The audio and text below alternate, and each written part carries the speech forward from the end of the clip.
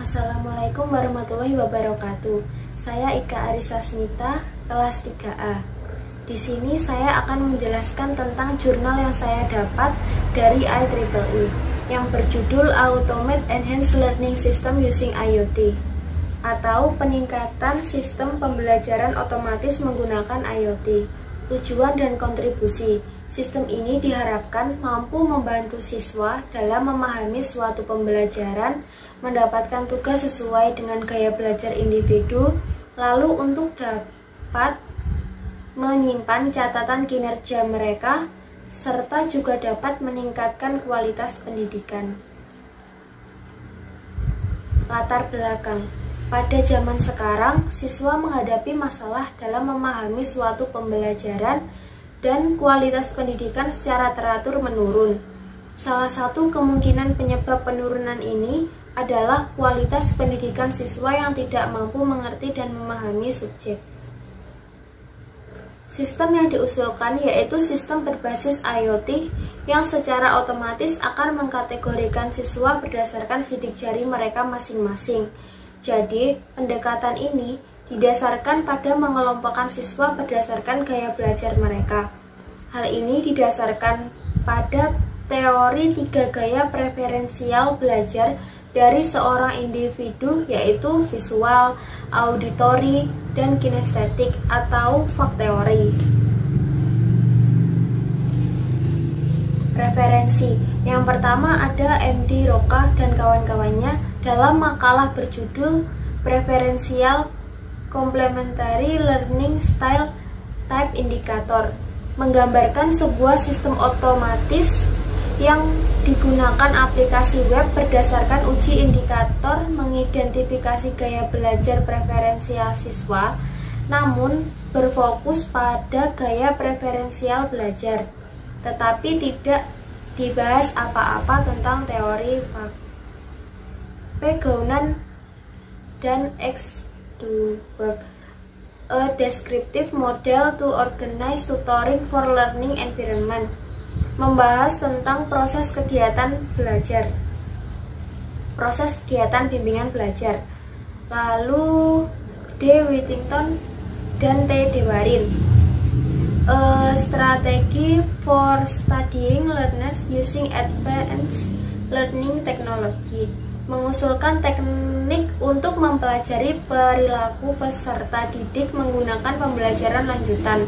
Mereka menjelaskan bahwa teknik Myers-Briggs untuk mengidentifikasi kepribadian peserta didik berguna ketika menyelidiki perilaku peserta didik dalam skenario pembelajaran online.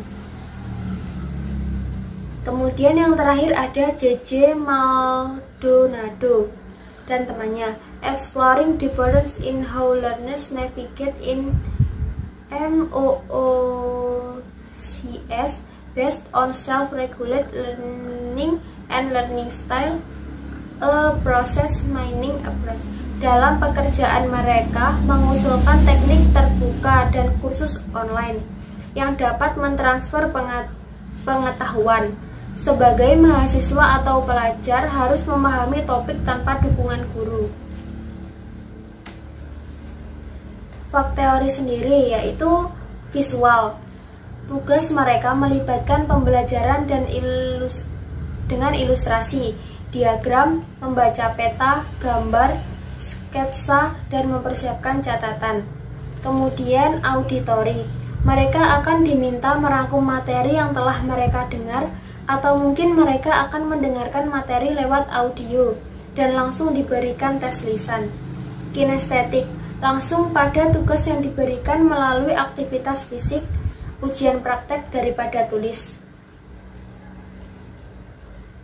Model yang diusulkan. Model ini memerlukan data total mahasiswa dan dimasukkan dalam database. Kemudian, pihak sekolah atau kampus akan merancang tugas dan mengelompokkan siswa sesuai 3 kategori gaya belajar, yaitu visual, auditory, dan kinestetik.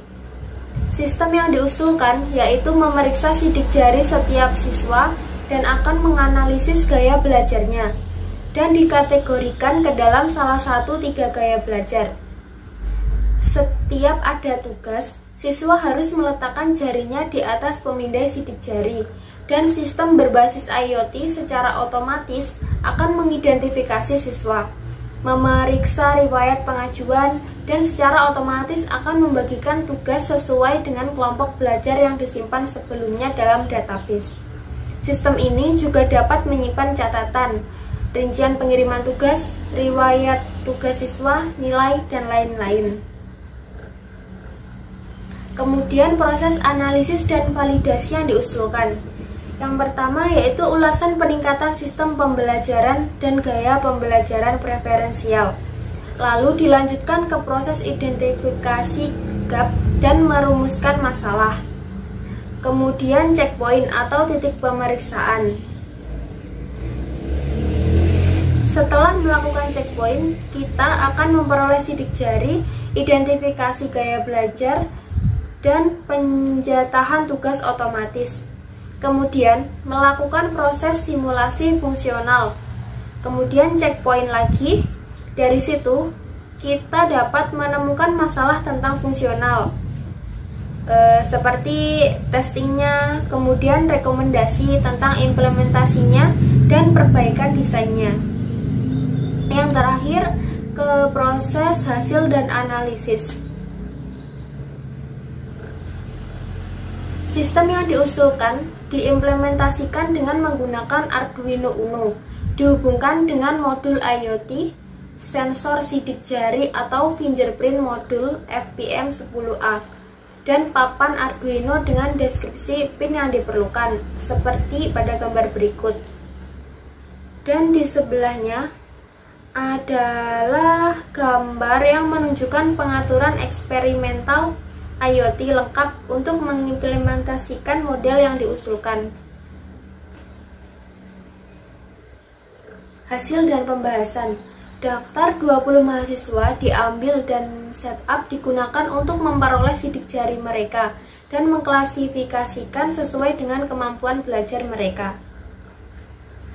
Berikut merupakan hasil sidik jari yang diperoleh.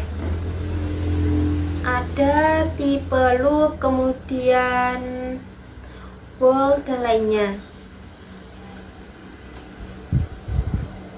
Lalu siswa dikategorikan sesuai gaya belajar menjadi 3 kelompok.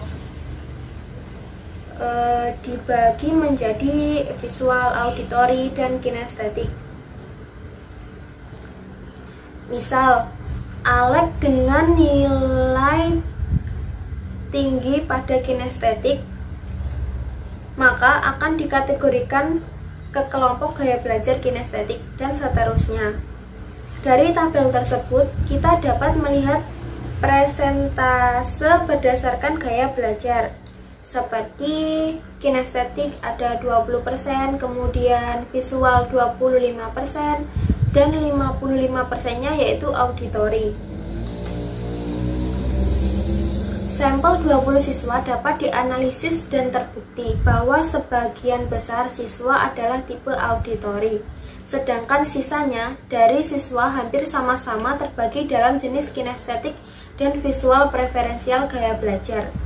Setelah analisis presentase peningkatan dalam kinerja siswa ditunjukkan pada gambar selanjutnya. Dapat diamati bahwa ada peningkatan 5 hingga 42% dalam kinerja siswa.